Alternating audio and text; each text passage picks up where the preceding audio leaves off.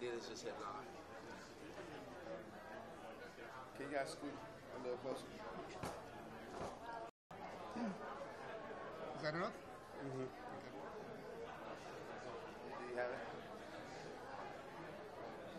You can see it? Okay. So, we are, hold on 1 second, I'm just checking the lights.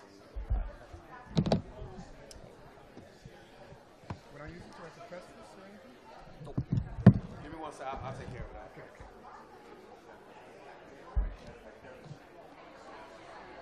What's the problem? Huh? Is there an issue or no? No, just making sure she can see. If she can't see it, nobody else can see it.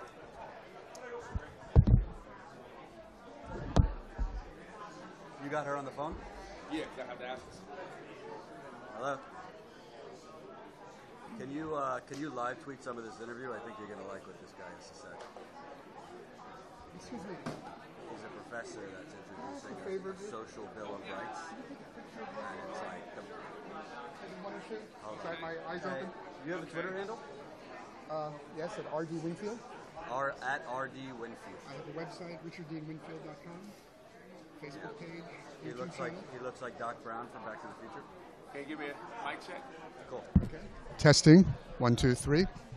Is this okay? Is this loud enough, or do you want it to be louder, or can I speak at this? Is this okay? How about that? Yeah, it's okay, sir. Okay, let's leave it like that.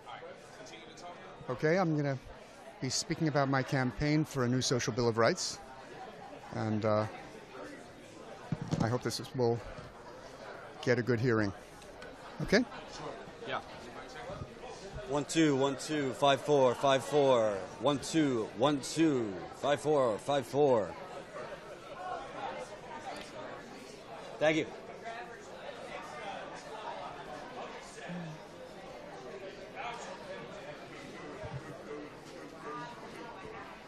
Do you want this over here, or is that going to show up? Okay.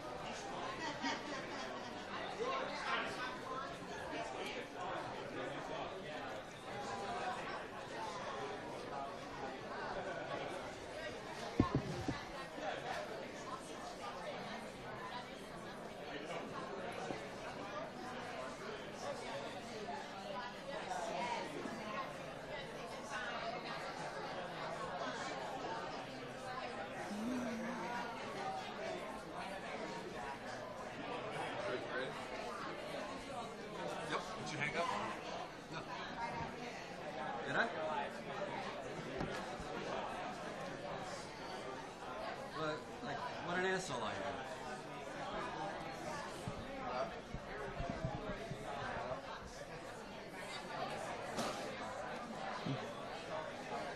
Sure.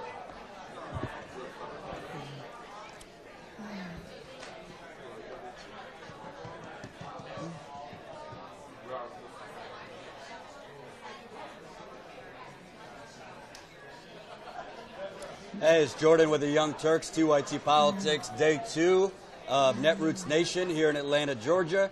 If you saw my reports from yesterday, they're on youtube.com/TYT Politics. Gotta be honest with you.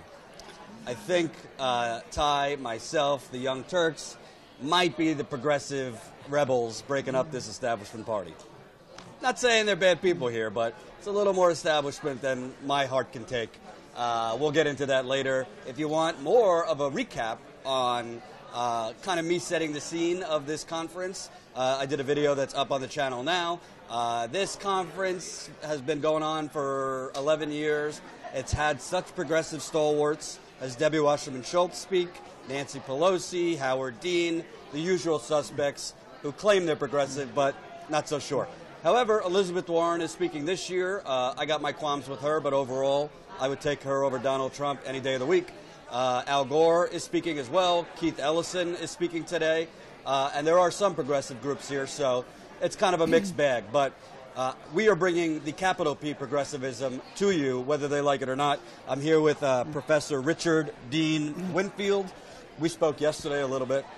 You're a professor here in Georgia. Yes. And you are putting forth something I haven't heard about. It's called the Social Bill of Rights. Yes. Give me what that means. This is a new social bill of rights to supplement the civil and political freedoms that our Constitution enshrines, in which there have been struggles over the last 2 centuries to have them, let's say, consistently enforced, and I think it's become clear with all of the victories of civil rights movements that they're not enough. We've become the most unequal developed nation in the world with the least social mobility, but I want to provide the bold answers that, as far as I'm concerned, no government officials and no candidates in either the Republican or Democratic Party have put forward. And the anchor of this new social Bill of Rights is recognition and enforcement of the true right to work, the right of all willing and able adults to have a job serving the common good at a fair wage, a fair new minimum wage of $20 an hour that would incorporate adjustments for inflation as well as productivity gains. Now, this would be a game-changing measure. I think you can see that if you think of what it would be like if every young person coming out of school or dropping out of school would know they have a job at a fair living wage that serves the common good. If everyone coming out of prison knew they had a job awaiting them at a fair wage serving the common good. If everyone coming back from the military, if everyone who has a job knows they don't have to worry about being downsized and so forth. And this would create the tightest of labor markets, because thanks to the public works and other services that would be provided that would both build up a new green infrastructure, a new wired community, a community providing all the services people are lacking. This would not only add to the national capital, but it would be a safety net against business cycles, because we would have the largest amount of consumer demand there could be through full employment. And the tight labor market would make it much more possible for workers in private industry to fight for higher wages. Now, obviously, it's not enough by itself, because although this would put an end to poverty wages as well as unemployment, because we want to think of this as the new fair minimum wage, and I would want to say that those who are disabled by disabilities or old age would be receiving the same amount. So we're not talking about the divide between a universal basic income and the higher level of those who are working. We're talking about income replacements that will be the same as this minimum throughout our society. But it doesn't address the question of the dignity of work and the role of workers in the workplace, and in particular balancing the inequality between the opportunities and power of employers versus employees, which is endemic to the dynamic of competition. Well, and for that reason, I want to propose 2 measures that no one is putting forward. One is to restructure corporate boards so that 50% of all boards of both private and public corporations, 50% of their seats would be filled by non-managerial employees.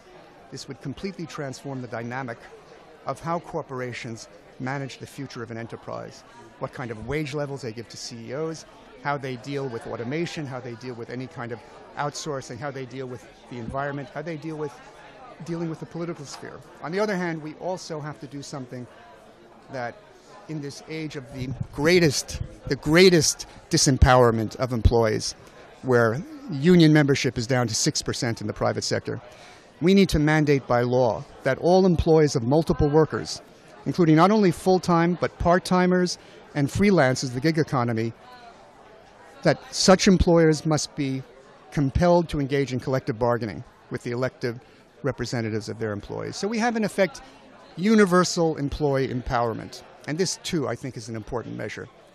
But this is not enough either, because we have to think of how to balance family and work. Because obviously you can't take advantage of a job if you can't take care of your children, your elders. So we have to deal with this on 2 sides. On the one hand, we have to require all employers to provide sufficient paid time for employees to deal with their family responsibilities. We need at least 1 month paid vacation for all employees. We need 9-month paid parental leave for all employees. But on the other side, we have to ensure that people can afford to have child care and elder care. So we need free public daycare, free public elder care. And since also our financial needs depend upon how many dependents we have, we need to have a child allowance of $500 per child per month. And I think this would be a tremendous blow against the childhood poverty that affects nearly half of our children. Now, these measures, again, are part of the picture. Obviously, one can't enjoy one's work, one's family, if one doesn't have decent health. So we need not just Medicare for all, but a super Medicare for all. I mean, I know, having come of age to be on Medicare, that it's not enough. It doesn't cover everything. It doesn't cover all costs. It doesn't cover all kinds of medical care. So we need a super Medicare for all that will cover all physical, mental, dental, and prescription drug charges, and do so with no copays, no deductibles.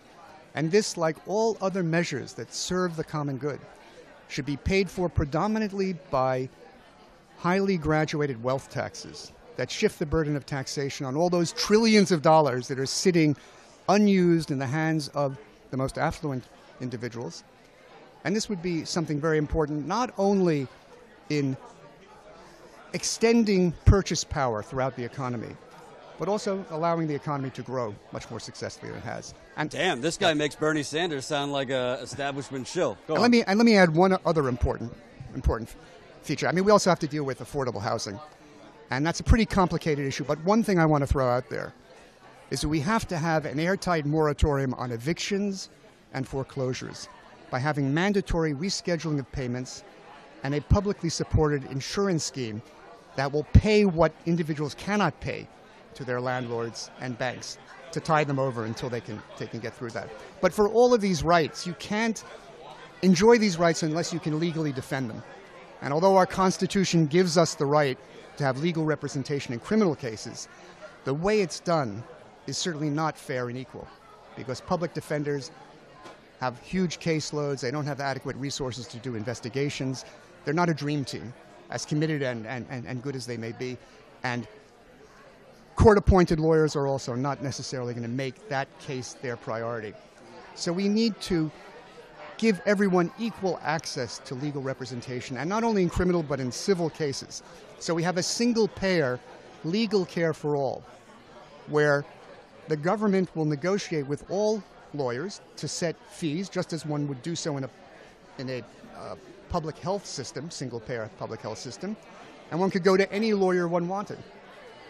And one would get the services, one would not pay anything up front. This would all be paid through highly graduated wealth taxes, and if necessary, highly graduated income taxes to boot. So this is, in a sense, the framework of a new birth of freedom. Well, a few things. Number one, when you say a fair minimum wage of $20, I would argue it's not so much a fair minimum wage, it's what the minimum wage should be if we actually followed inflation. Not just inflation, because if you follow, let's go back to some facts and figures. You go back to 1968, the minimum wage was $1.60 an hour. If you adjust it for inflation, you get to $10.51. If you also adjust it for productivity gains, then it goes up to $22. Right. Now, until 1973, wages in the United States after World War II rose in tandem with increases in productivity, and that was the basis of an increased standard of living for much of the population. In 73, due to the coming to power of Republicans, the betrayals of the Democratic Party, the linkage between productivity gains and wages ceased. Wages stagnated. Productivity continued to rise. So we need to reinstate that connection as a basis for a fair wage, because in some respect we ought to be paid in a way that reflects the genuine productivity of our labor. Now, I want to get into each layer of this, but I'm keeping it real. Sure. The Young Turks, myself, our main thing is getting money out of politics. Yes. I can't see how any of this happens until you get money out of politics, because there's not, even Bernie Sanders, I'm not sure would go this far to the left, because in our current landscape where politicians are bought off and they spend probably 3/4 of their job in a separate office dialing for dollars. And basically it's just one giant scam where money's funneling from corporate America. And I don't need to explain it to you. Sure. None of this is going to happen. I don't mean it in a negative way. I'm just being realistic. So how do you even start to get this, even the $20 an hour, until you take the toxicity of money out of politics out of the equation? Well, look, you can't take the toxicity of money out of politics unless you win elections. So in a sense, it's the same problem all over again. I think the example of Bernie showed that one can raise a lot of money, enough money to compete, and I think he would have won if he had been the candidate of the Democratic Party. You can win enough money through small donations, and that's what I would hope to do in this campaign. Obviously, the other side, if they begin to take note of me, which in past elections in this district, the Republican incumbents have not even bothered to do anything with the Democratic challenger. It was too easy for them to steamroll over them. But then no one was putting forward these bold proposals that I think will appeal to everyone if the message gets out to them. Yeah. So I think there is a chance. Obviously, the deck is stacked against us. And there's another side to the money problem, which is reflected in my own predicament. Namely, if you're an employee, you do not really have an equal opportunity to run for office. Because to run for office in any significant contest, you've got to take off from work, which means in this country, not only do you have no income, but you have no benefits. And then in many cases, if you lose the campaign, you do not have a job waiting for you to go back to. Now, in my case, as a university professor, I have to go on unpaid leave when I become an official candidate. But if I lose, I at least can get my job back. But still, we're talking about a very unequal situation. Not only does one have to get the big money out of politics, one has to provide candidates with the means to live and survive during the campaign. And let me ask you, because you mentioned all of this, a lot of these things you see in other countries, but Yep. all of this in this country would add up. Yes. Would it be paid for just through a wealth tax? Would there be also increased taxes on the middle class? Yeah. How do you pay not just for the the minimum wage and the health care and the Yeah. legal? I think the Yeah. universal legal care is Yeah. a very interesting idea. Yeah. How do you pay Yeah. for all that? Well, I think, first of all, many of these programs will involve payments for things that will replace other programs. You won't have to pay I think it's about $40 billion a year for unemployment insurance. A lot of other welfare system payments that will not have to be paid if you have genuine child allowances, if you have full employment, and so forth. You'll also have more income, national income, and therefore more tax revenues in general. So I think there's a way of handling it without raising taxes on anyone but the very rich. And wealth is where most of the discrepancy in personal resources are to be found. You know, the national wealth is getting towards $95 trillion, the greatest hoard in human history. Our national income is about $18 trillion. So the national wealth is about 6 times our national income. And this is where we have the greatest inequality. You know, the top 1% have as much wealth as the bottom 90%. A quarter of all Americans have no net worth or zero net worth. And the differences are even greater if one compares African Americans with the rest of the population. Their family wealth is about 1/10 or 11th of what the rest of the population has. So we really want to focus our attention on wealth as something that ought to be taxed to a significant degree. Strangely enough, there was a guy named Donald Trump who once suggested that there should be a 15% tax. No, I think it was 15% tax on all wealth above $10 million. As a one-time affair, he said it would eliminate the national debt. Yeah. Well, to some degree, he had an idea that could be made a permanent fixture of our tax fabric. That is, have a wealth tax. The rates can be much lower than income tax because we're dealing with an amount of wealth that's 6 times greater and much more highly concentrated and much more unequally distributed. Right. So I think this is something we need to turn to.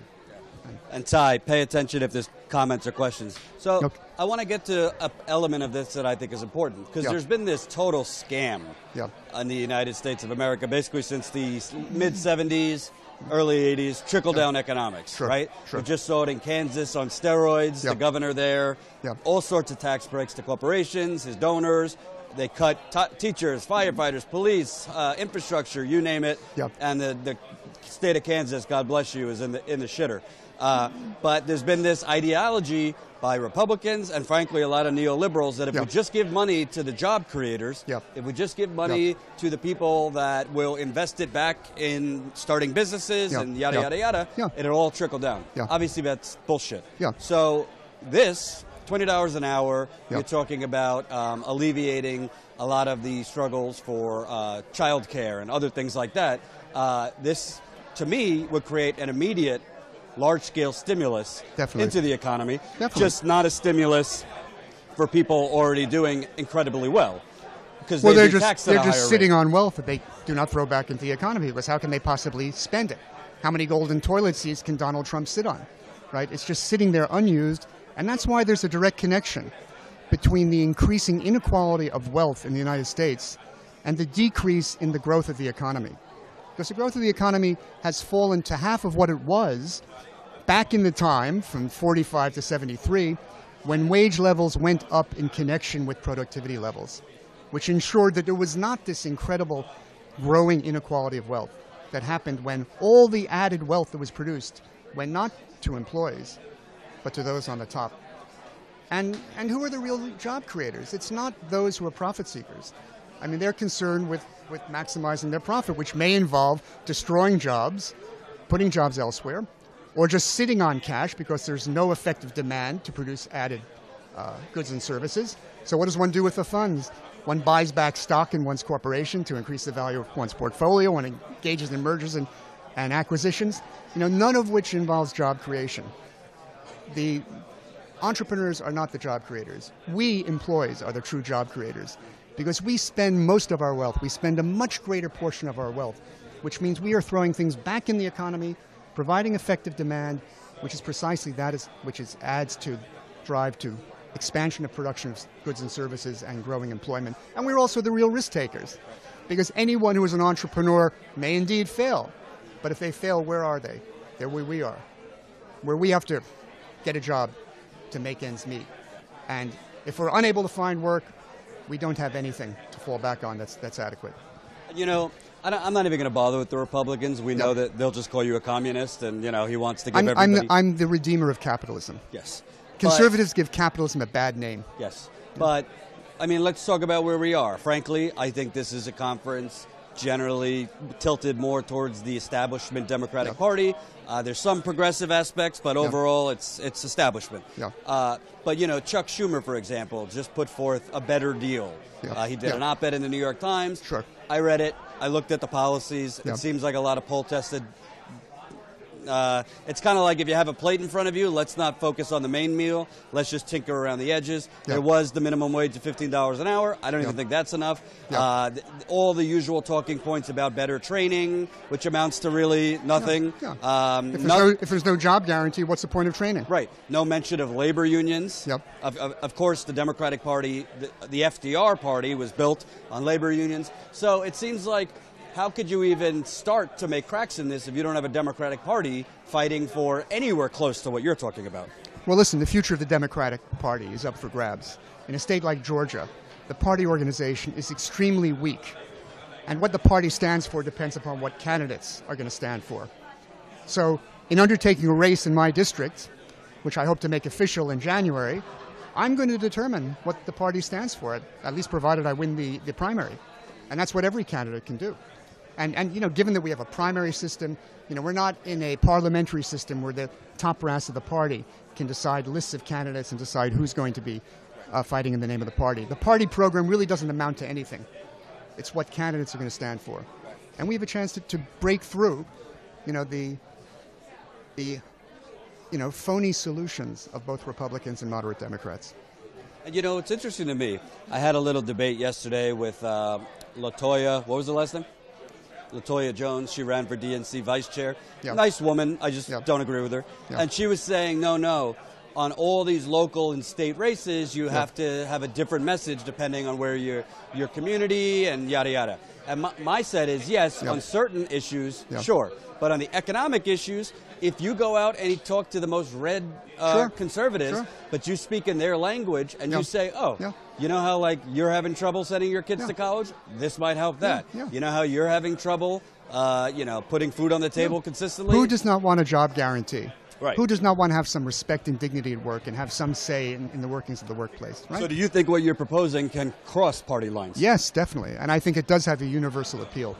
It is something that all candidates should be standing up for. And I'm afraid to say I haven't met a single candidate here, nor when I went to the People's Summit, nor when I went to the PCC training, the Progressive Change Campaign Committee. I didn't find any candidates who were standing up for a federal job guarantee at a fair wage of $20 an hour with productivity adjustment. So obviously, let's say you ran for Congress, first thing you're going to be asked is, has anyone studied this? Have you crunched the numbers? Yada, yada.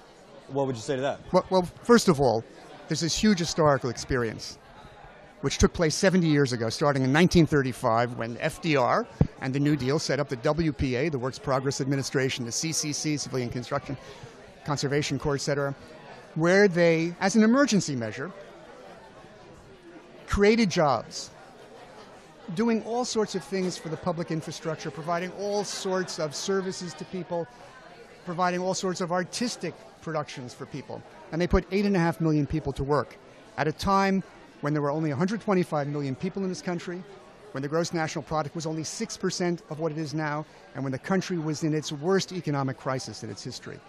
They were still able to do on a mass scale what a job guarantee amounts to. We have to make it a permanent fixture of a just society. And it can be done. I would estimate that even in the worst recessions, where we might have 15 million people to put to work, $20 an hour is $41,600 a year. You multiply that by 15 million people, you get about $670 billion. The overhead for employing people during the WPA was about a third. So we're talking about $1 trillion. $1 trillion is a drop in the bucket. If you think of the accumulated wealth, private wealth in the United States of $95 trillion, we're talking about something that's 1%, just a little bit above 1%. There would be no problem in doing this, especially when one wouldn't have to pay all the other welfare services that an absence of full employment represents. So I think it's completely doable. It has been done on a mass scale. We've forgotten all about it. It used to be a part of the Democratic Party platform to have guaranteed employment. It was something adopted in the Universal Declaration of Human Rights that Eleanor Roosevelt presided over at the United Nations. Every member state voted for it, with the exception of the Soviet Union and its satellites, the Union of South Africa, Saudi Arabia. We can understand why. But all the nations that signed on to it, including our own, have not really observed it. Now's the time to do that. Well, when you talk about $1 trillion being a drop in the bucket, let's talk about $6 trillion that we spent in Iraq and Afghanistan, and however much we're going to spend if we go to war with North Korea. Or the $1 trillion being spent on upgrading our nuclear weapons, which is insane, right? There's plenty of money there. And it's not just a matter of having to draw things in the federal budget.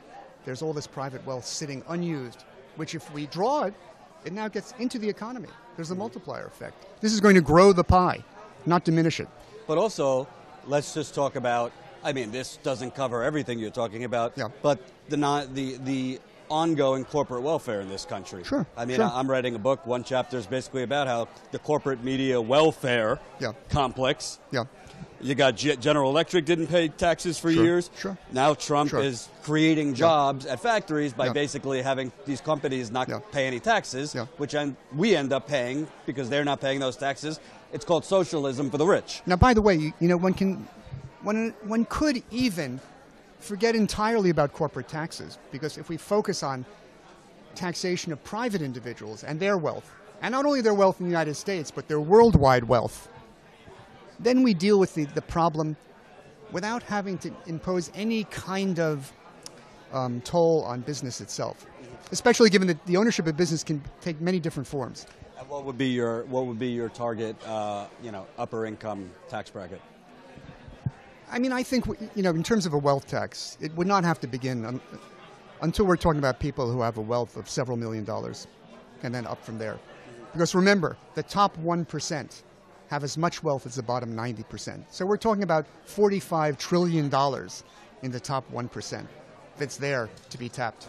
What about the argument that you're totally stripping the incentive for these entrepreneurs to make it big and to, you know, take a risk because they're going to be taxed at whatever it is, 75, 80%? Look, I think, you know, a lot of contemporary economics is dominated by a completely false methodology that focuses on psychological motives as a way of understanding the dynamics of competition. But, you know, the market is a social structure. It's also an ethical structure. It's not something that is dictated by nature. We don't have to have markets. But they do serve a purpose as an institution of freedom if they're properly regulated, both through private and public intervention. And it's the dynamic of competition that requires firms to accumulate wealth and make a profit, because if they don't, they're not going to be able to remain solvent against their competitors. They have to grow, and they have to make profits in order to do so. So the issue of the incentives that drive business activity have nothing to do with psychological motives. They're rooted in the objective workings of the market and the way in which firms interact with one another in competing to survive. Ty, do we have any comments before I end?